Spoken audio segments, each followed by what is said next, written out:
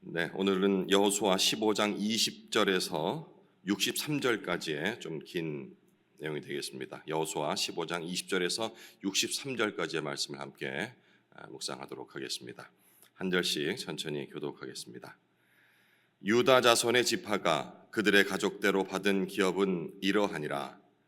유다 자손의 지파의 남쪽 끝 에돔 경계에 접근한 성읍들은 갑셀과 에델과 야굴과 기나와 디모나와 아다다와 게데스와 하솔과 인난과 십과 델렘과 부알롯과 하솔 하다닷과 그리옷 헤스롯 곧 하솔과 아맘과 세마와 몰라다와 하살가따와 헤스몬과 벳벨렛과 하살수알과 브엘세바와 비스요디아와 바알라와 이임과 에셈과 엘돌랏과 그실과 홀마와 시글락과 만만나와 산산나와 르바웃과 실힘과 아인과 림몬이니 모두 29성읍과 그 마을들이었으며 평지에는 에스다올과 소라와 아스나와 사노아와 엔간님과 답부아와 에남과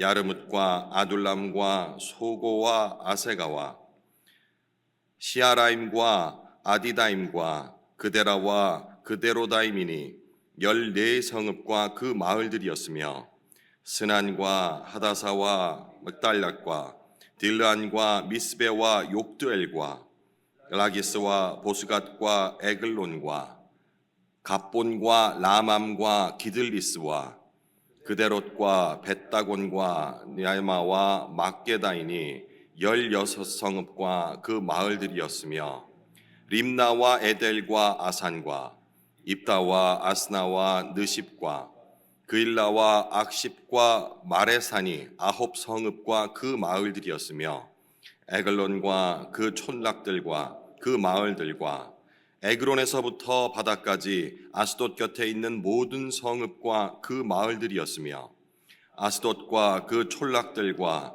그 마을들과 가사와 그 촌락들과 그 마을들이니 애굽 시내와 대해의 경계까지 이르렀으며 산지는 사밀과 얏딜과 소고와 단나와 기럇산나 곧 드빌과 아납과 에스드모와 아님과 고센과 홀론과 길로이니 11성읍과 그 마을들이었으며 아랍과 두마와 에산과 야님과 벳답부아와 아베가와 훔다와 기럇 아르바 곧 헤브론과 사오리니 9성읍과 그 마을들이었으며 마온과 갈멜과 십과 유다와 이스라엘과 욕드암과 사노아와 가인과 딥난이 10성읍과 그 마을들이었으며 할훌과 벳술과 그돌과 마랏과 벳아롯과 엘드곤이니 6성읍과 그 마을들이었으며 기럇발 곧 기럇 여아림과 라바이니 2성읍과 그 마을들이었으며 광야에는 벳 아라바와 미딘과 스가가와 닙산과 소금 성읍과 엔게디니 6성읍과 그 마을들이었더라. 예루살렘 주민 여부수 족속을 유다 자손이 쫓아내지 못하였으므로 여부수 족속이 오늘까지 유다 자손과 함께 예루살렘에 거주하니라. 네, 다른 지명이 되니까 읽으면서도 맞나 틀리나 아는 지명이 나오면 하는데 대부분 처음 듣는 그런 지명들이라서 발음도 좀 어렵네요. 오늘 본문은 유다 지파의 이 경계들을 이렇게 묘사하고 있습니다. 이제 그러니까 우리가 이 국경 뭐 이렇게 표현할 수 있죠. 그 지역을 쭉 돌아가면서 소개하는 거예요. 그러면 이제 그 지역을 아는 사람들은 지도가 나오겠죠. 거기서 이렇게 립다 뭐 삼친다 뭐 이렇게 가면은 그렇게 경계를 묘사한 이후에 이어서 경계에 위치한 그런 구체적인 성읍들의 목록을 열거하고 있습니다. 유다의 성읍들의 목록은 방금 읽은 21절에서 32절까지는 지역적으로 그 남부 지역에 있는 그 성읍들을 얘기하고 있습니다. 21절에서 32절까지는 남부 지역의 그런 도시 이름들이라고 생각하시면 되고요. 그리고 33절에서 47절까지는 이른바 중부에 있는 평지예요. 예, 뒤에 설명드리겠습니다. 우리 생각하는 그 평지랑 좀 다른데 어쨌든 산이 없이 좀 완만한 그런 비탈진 곳들을 이 평지 성읍을 얘기를 했고요. 그리고 48절부터 60절까지는 여기 전이 산지였다면 이제 평지였다면 이번에 산지가 되겠습니다. 산 쪽에 있는 성읍들을 쭉 열거하고 있습니다. 그리고 마지막 6절에 62절은 사해에 있는 그 광야, 척박한 땅이죠. 광야 성읍의 순으로 이렇게 소개가 됩니다. 유다 지파의 성읍들 오늘 열거된 것들을 총 합치면 122개, 122개인데 학자들에 따라서는 그 조그만 것들은 포함되지 않았대 더 많이 보기도 하는데 어쨌든 이 정도 한 122개의 이 도시들이 유다 지파에 속하는 땅으로 이렇게 정해진 겁니다. 유다 지파의 기업 분배는 마지막 오늘 읽었던 그 63절에 예루살렘 정복에 대한 실패를 언급하면서 오늘 본문을 마무리 짓습니다. 15절이 끝나기도 하고요. 15장이 끝나기도 하고 어제도 잠깐 말씀드렸지만 유다 지파의 조상은 유다입니다. 그렇죠? 그러니까 유다 지파를 하겠죠. 근데 유다는 기억해 보시면 야곱의 아들들 중에 서열이 그러니까 순서가 난 순서가 네 번째예요. 첫 번째가 아니고 그죠? 원칙상으로는 장자가 될 그런 서열이 아니었지만 앞선 르우벤 또 그리고 레위, 시므온 그 앞선 세 명의 형들이 다 잘못으로 장자의 직분들을 받지를 못해요. 그러니까 차례 내려오다가 이제 넷째인 유다가 그 장자의 직분을 맡게 된 겁니다. 신명기 율법에 따르면은 이 장자에게는 한 사람 몫이 아니고 두 사람 몫, 두 몫이 유산으로 재산의 유산으로 주어지게 되어 있습니다. 그래서 유다 지파가 그런 연고로 제일 먼저 제비 뽑기를 하죠. 이 가나안 땅을 어떻게 분배할 것인가 했을 적에 제일 먼저 유다 지파가 그 장자의 권리를 받아서 제비 뽑기를 하고 그리고 지금 열거했듯이 오늘 열거한 전체 도읍 수가 122개라 했잖아요. 가장 또 넓기도 합니다. 넓은 땅을 받게 되는 연유가 바로 그런 이유가 되겠습니다. 20절에서 32절까지 소개되는 그 29개의 성읍들은 남부 지역에 있는 성읍이라 말씀드렸어요. 그 중에서 다는 모르겠고 그죠? 한 9개 정도가 특이한 그 점이 있는데 몰라다, 하살수알, 26절, 28절 이렇게 쭉 이어집니다. 부엘세바 이건 좀 들어봤죠? 에셈, 엘돌랏, 홀마, 시글락도 들어본 것 같고요. 아인, 림못 이렇게 9개 성읍 지금 소개한 이 9개 성읍은 유다 지파의 경계라고 속한 성읍이라고 소개를 했는데 이 이후에 19장에 가면은 그때 이제 시므온 지파의 기업이 또 이런 식으로 소개가 되거든요. 거기에도 속해 있어요. 유다 지파 거라고 했는데 뒤에 19장에는 시므온 지파에 소속된 속한 그런 성읍들 중에도 이 이름이 나오는 거예요. 그러면 동명이지만 다른 지역인가? 아니요, 같은 지역입니다. 그럼 왜 9개를 유다 지파에 줬다 해놓고 또 시므온 지파에도 또 속해 있다고 들어갔을까? 네, 그 이유는 유다 지파에 있는 이 내에서 시므온 지파가 마치 이 중에 유다 지파 준 거지만 여기는 너희들이 가져라고 나중에 이루어져요. 분배가 나중에 순서상으로 유다가 먼저 했잖아요, 그죠? 그런 연유로 이게 무슨 걸 생각할 수 있냐면 나중에 오늘 본문에 나오지 않습니다만은 시므온 지파가 유다 지파 흡수가 돼요. 나중에. 분명히 지파가 갈려져 있었지만 시므온 지파가 나중에 유다 지파로 자연스럽게 흡수되는 그 원인을 짐작해 볼 수 있는 대목이기도 합니다. 네. 그래서 33절에서 47절까지는 말씀드렸듯이 이제 평지 유다가 이제 속한 그 평지 비교적 평지의 그 성읍들이 되겠는데 말씀드렸죠. 이게 우리가 생각하는 지금 뭐 김해평야 이래가지고 완전 논밭 농사 짓기 정말 좋게 편편한 그런 곳은 아니고 그 지역에서는 그런 곳은 없어요. 가나안 지역에서 이렇게 약간 비탈진 경사져 있는 그래도 비교적 완만한 그런 지역인데 이 유다 평지에 속한 성읍은 총 39개라고 기록되어 있습니다. 여기도 마찬가지로 이 두 개의 성읍이 단지파, 나중에 이제 단지파의 성읍 목록에도 소개가 됩니다.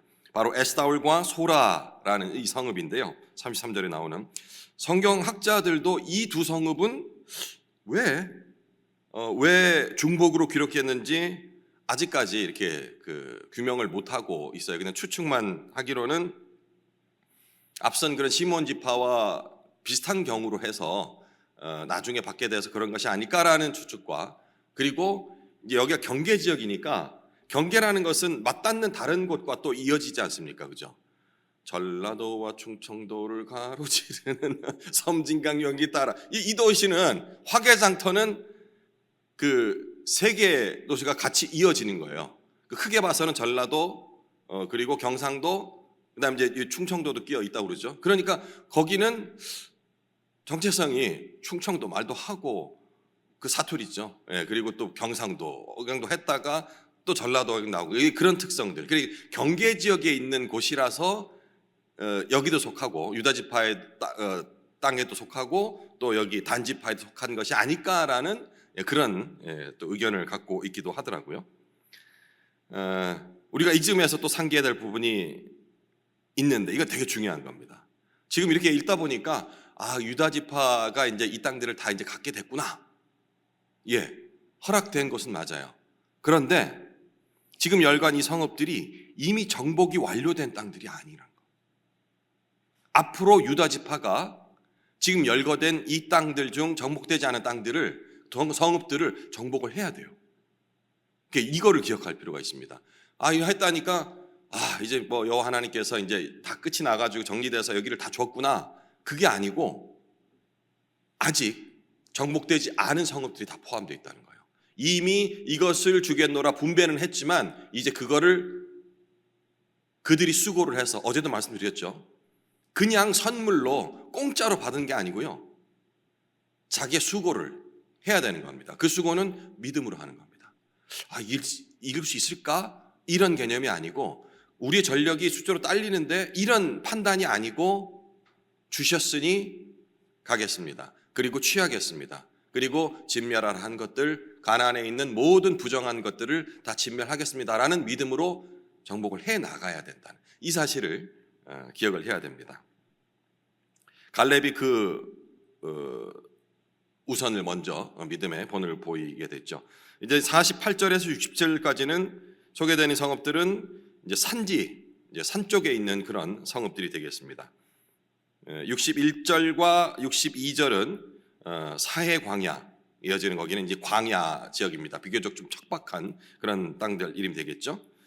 제가 일본이 너무 많아가지고 다 소개는 안 하고 넘어가는 겁니다. 여기에 등장하는 지명 중에 나중에 다윗 시대에 중요한 사건들이 일어나는 그런 장소가 몇 군데 있는데 갈멜 그리고 십, 이 두 성읍은 주로 다윗 이야기가 나오는 그 전체가 바로 이 지역에서 일어났어요. 나중에 일어나게 됩니다. 주로 이제 다윗의 이야기가 전개되고 펼쳐지고 하는, 도망가고 뭐하고 이렇게 하는 여기가 바로 이 갈멜 지역과 십이라는 지역입니다.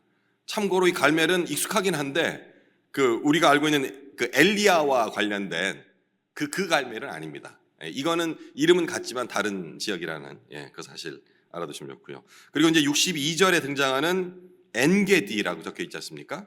62절에 보면 엔게디, 이 엔게디가 이 광야 지역에서 오아시스가 있는, 벌써 상상이 되죠. 이 광야에서 척박한 쪽에서 사막에서 오아시스가 있다 한다면 얼마나 그곳이 사람 살기에 그리고 아주 많이 모이기에 적합한 곳임을, 발전할 수 있는 곳임을 짐작할 수 있겠죠.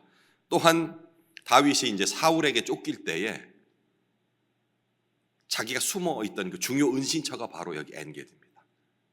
뭐 이렇게 생각하면 이제 너무 동떨어진 지명이 아니고 후대에 우리가 잘 알고 있는 사건들과 연관시키면은 이런 지역들이구나라고 생각을 하면 좀 읽기가 쉽겠죠. 이제 15장 전체 마지막 절인 63절은 유다 지파의 실패 이야기로 끝을 맺습니다. 왜 실패로 끝쳤을까?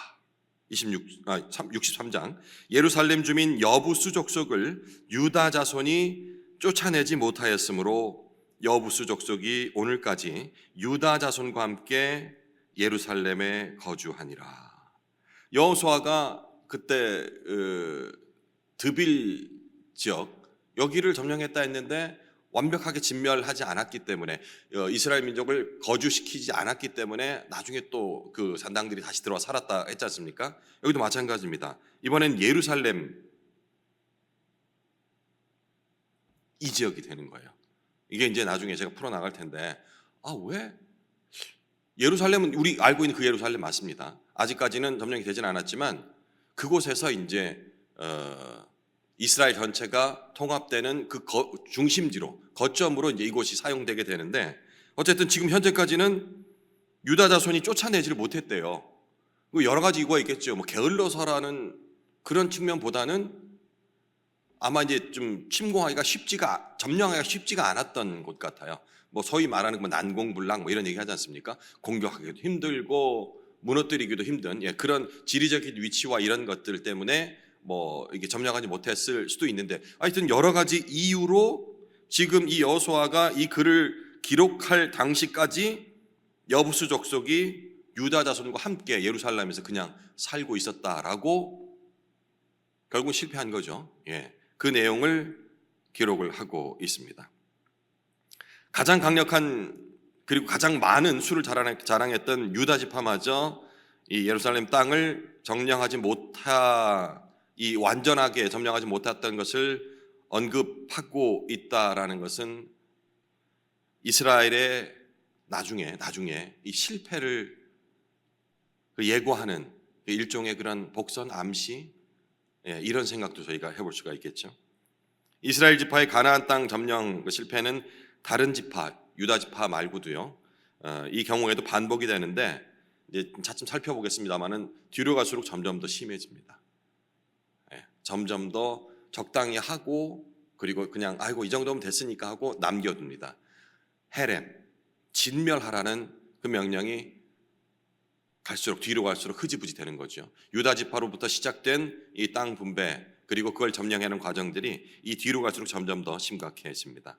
이것은 결국 사사 시대 때 이제 총체적인 실패로 이어지게 되는데 예루살렘은 당시 가나안 부족 중에서 하나인 그 여부수 족속의 성읍이었습니다. 그래서 여부수 족속과 함께 살게 되었다고 되어 있죠. 예루살렘이 지리적으로 기드온 골짜기 또 흰놈 골짜기 사이에 있는 거의 그 요새와 같은 그런 지역이었다고 합니다. 한참 동안 정복되지 않는 그런 성읍으로 있다가 결국 다윗 왕 때 가서야 이제 비로소 정복이 되긴 하죠.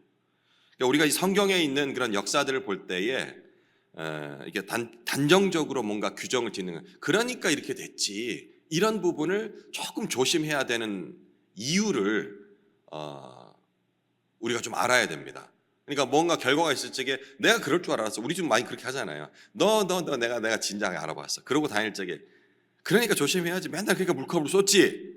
너 그러니까 평상시 뭐 이렇게 해가지고 단정적이게 할 경우들이 많이 있어요. 여기 성경에 있는 일들도 사건들도 그래 진멸하라 했을 적에 진멸 안 했으니까 이 모양이 됐지 라고 단정을 짓게 되는데 근데 뒤에 보면은 그 일로 인하여서 다른 또 역사가 일어나는 일들이 있어요.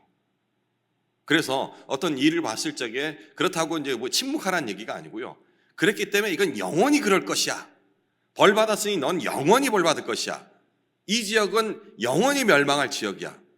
하나님께 거역했으니 이런 단정들은 함부로 하지 않는 것이 좋습니다. 지금 그 벌을 받았을지라도 이걸 나중에 하나님이 다르게 사용하는 경우들이 많이 있어요. 왜 이 말씀을 드리냐면 예루살렘이 그런 경우예요. 그냥 침공하지 못하고 놔뒀기 때문에 여부수 족속 같이 살아가고 그것이 나중에 사사시대 때 돼서는 완전히 총체적인 난국으로 이어지게 되는데 그런데 이 예루살렘 그러니까 유다 지파가 예루살렘 제대로 정복하지 못하여서 이렇게 된 현상이 일어났지만 나중에 다윗 왕 때 하나님이 이 지역을 다른 용도로 또 사용하세요. 그 정복되지 않아서 정복되지 않았다는 것은 누구의 차지도 아니라는 거잖아요. 어느 지파도 갖지 못했던 그런 장소이기 때문에 다윗이 이스라엘 온 지파들의 통합의 장소로 누구에게도 속하지 않았던 곳이니까, 중립적인 곳이었으니까, 그러면 예루살렘 거점으로 수도로 삼고 이 부분이 명칭이 있어지는 거예요. 자, 좀 더 쉽게 설명하자면 지금은 저희는 진짜 일도 없습니다. 전라도와 경상도의 차별 생각이 제 머릿속엔 일도 없습니다. 그런데 우리 저보다 연배가 높으신 분들은 그 감정이 좀 있어요. 아직도 하면 대놓고 뭐는 안 하지만 살짝의 경계하는 부분들이 있거든요. 그러니까 아까 뭐 화개상터 이런 노래도 나왔죠. 저는 일도 없지만 만약에 우리 통합의 의미로 한 곳을 우리 전라도 경상 합쳐서 일종의 경수도 중심지를 하나 정하자 했을 적에 뭐 남원을 합시다 이러면은 경상도 분들이 거기 말고 또 더 좋은 데도 있을 수 있지, 찾아봅시다 이러면서 좀 어렵잖아요. 의견을 맞추기가. 아니면 여기 우리 김해로 합시다. 김해 딱 좋네 이러면 전라도에 오신 분들이 왜 하필 이럴 수가 있는데, 예루살렘은 그런 거로부터 자유로운. 왜? 그 연유는 정복되지 않았기 때문에, 어느 지파에도 속하지 않았던 땅이기 때문에 여기서 출발하자 했을 때 누구도 이견을 할 수 없는 그런 또 아주 기묘한 현상들이 이루어져요. 우리가 로마서에 보면 모든 것이 합력하여 선을 이룬다 돼 있잖아요. 그러니까 하나님께서는 이거를 이렇게 해석하는 또 안 돼요. 그러니까 나중에 이렇게 하시려고 예루살렘을 정복하지 않았던가, 이거는 사람 생각입니다. 뭐가 지금 잘 안 됐던 건 나중에 그때 그래서 하나님 그랬던 거야 뭐 이렇게 웃으면서 넘어가는데, 그런 또 해석은 너무 샤머니즘적인 거고요. 그게 아니고 우리가 인간이 잘못된 실패한 그런 순간이라도 아예 전혀 쓸모없는 상황이 아닌 하나님이 그 잘못을 들어서도 또 선하게 사용할 수 있다라는 그 정도까지 해석을 하는 그 믿음까지를 우리가 봐야 되지 않을까, 그런 생각을 했어요. 그러니까 이제 이 예루살렘 이 부분이 어떤 의미일까 이런 생각을 좀 하다가 그냥 실패로 끝나는 것인가? 아닌데 나중에 제가 생각하기에는 이 또 예루살렘을 통해서 거기 또 성전이 지어지잖아요. 이런 것들로 봤을 때 우리가 실패한 것으로 분명히 반성하고 벌도 받아야 돼요. 죄를 지었으면. 그런데 그것마저도 하나님께서 선하게 사용하실 수 있다라는 그 믿음이 바로 우리가 가져야 될 하나님에 대한 온전한 신뢰가 아닐까라는 생각을 해봤습니다. 여호수아를 비롯해서 이스라엘이 가나안의 모든 것을 진멸하라는 여호와 하나님의 명령에 온전히 순종하지 못했기에 후대에 이스라엘이 가나안의 그 이방인 문화에 역으로 동화가 돼서 하나님 보시기 가증한 일들을 범하고 벌받게 되지만, 그런 과정에서 정복하지 못한 예루살렘 같은 성읍은 어떤 지파에도 속하지 않은 독립적인 땅으로 남겨져 있었기에 여러 지파의 이해관계가 그런 무관한 그런 지역이 되어서 훗날 다윗이 온 이스라엘을 다스리기에 이상적인 장소로 쓰였다라는 그런 말씀이 되겠습니다. 아까 제가 말씀드렸던 그렇게 이제 그래서 그랬던 거구나. 아니요, 그건 벌 받은 거 맞아요. 벌 받은 건데 벌 주신 게 아니고 나를 나중에 이렇게 하시려고 한 것 같아라는 그런 섣부른 해석은 그만다라고 했던 말씀이, 어차피 우리가 어떻게 이어질 수 있냐, 그렇게 하면 위험하다라는 것이, 나중에 그런 생각이 이어지게 되면 허무주의로 가요. 어쨌든 이렇게 하든 저렇게 하든 내가 솔직한 말로 죄를 짓건 아니건 결국에는 어차피 하나님께서 다 바로 잡으실 건데 이 말 자체는 굉장히 맞는 말이잖아요. 그죠? 어떻게든 하나님께서 인도하시겠지만, 근데 이 마음을 품게 되면은 우리 신앙이 수동적으로 됩니다.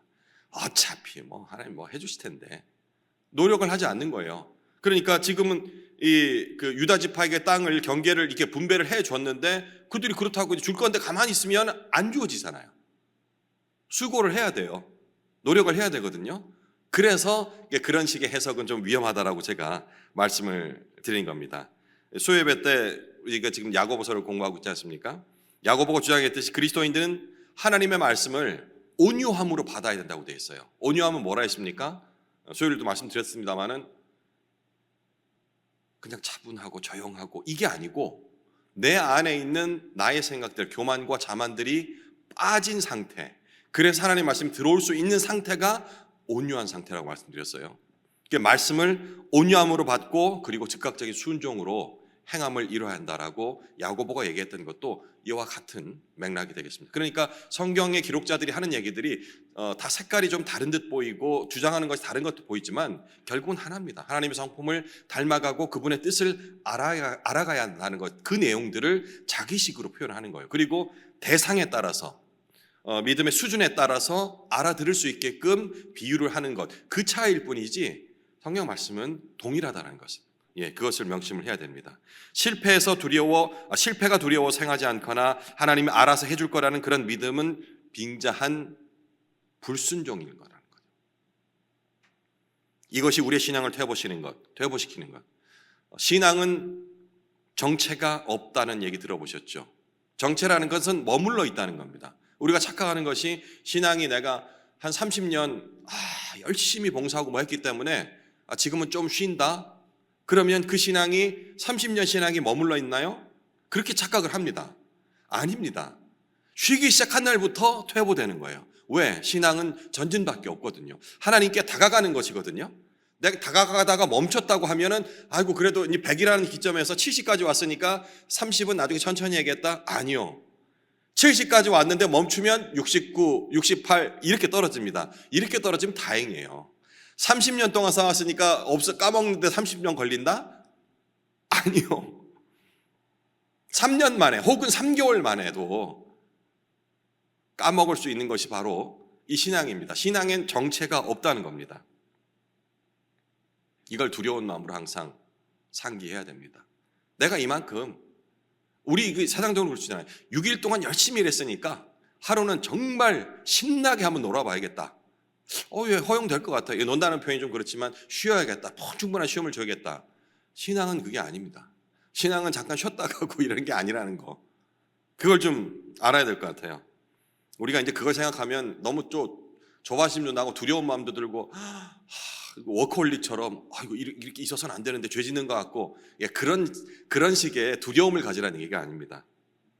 하나님께서는 우리에게 이런 두려운 마음만 허락하신 것이 아니고 바로 옛 땅에 예수 그리스도를 보내심으로 우리를 끝까지 사랑한다. 죽을 수밖에 없는 너희들이지만 그래도 내가 내 아들을 보내서 너희들이 다시금 돌아올 수 있는, 나와 너희들과의 막혀있는 그 담을 허물기 위해서 내 아들을 보내었어 라는 그런 메시지를, 희망의 메시지를 주시지 않습니까? 이것이 바로 사랑의 메시지이기도 하고, 그리고 두려운 마음이 아닌 자유함으로 나와 대화하자, 나와 사귐을 갖자 라는 메시지가 되겠습니다. 우리가 가져야 하는 믿음은 두려움의 노예가 되어서 벌받지 않기 위해서 갖는 것이 아니고 나에게 허락하신, 우리에게 허락하신 그 구원을 맛보고 알았기에, 그리고 받았기에, 이미 받은 구원이라는 원리가 바로 그렇습니다. 그리고 우리가 성취해 나갈 구원, 이게 상반된 것이 아니고 진행형이라는 것, 그죠? 이미 받은 이 구원에 감사함으로, 자유함으로, 자발적으로 벌받지 않기 위해서 수동적으로 하는 믿음이 아닌 감사함에 의해서 자유함으로, 누가 시켜서가 아닌 행해지는 이 믿음을 소유해야 하는 것입니다. 오늘 장황하게 길게 늘어졌던 122개의 성읍들을 보면서 그 땅의 경계만을 생각하는 것이 아닌 하나님께서 주신 믿음, 갈렙을 통해 보여주었던 그 믿음이 유다 지파를 통해서도 실행되고 있음을, 그리고 그 과정에서 이들이 어떤 연유에서든지 다 하지 못한 그 실패함으로 나중엔 벌을 받게 되지 않습니까? 하지만 그 벌조차도 감사함으로 받을 수 있는 믿음. 왜냐하면 그것을 통하여서 우리를 더 새롭게 할 것이고 또 구원해 주실 것이기 때문에 라는 그 믿음을 본문을 통해서 저는 가져야 하지 않을까라는 생각을 가져봤습니다. 안 그러면 이건 너무 지루한 성읍들, 지명들 얘기잖아요. 남은 시간 내 개인의 믿음을 한번 점검하면서 이 많은 땅들, 나에게 주어진 것들, 정복해야 할 것들, 버려야 할 것들은 무엇인지 점검해보는 시간으로 개인 묵상을 이어가시기 바랍니다.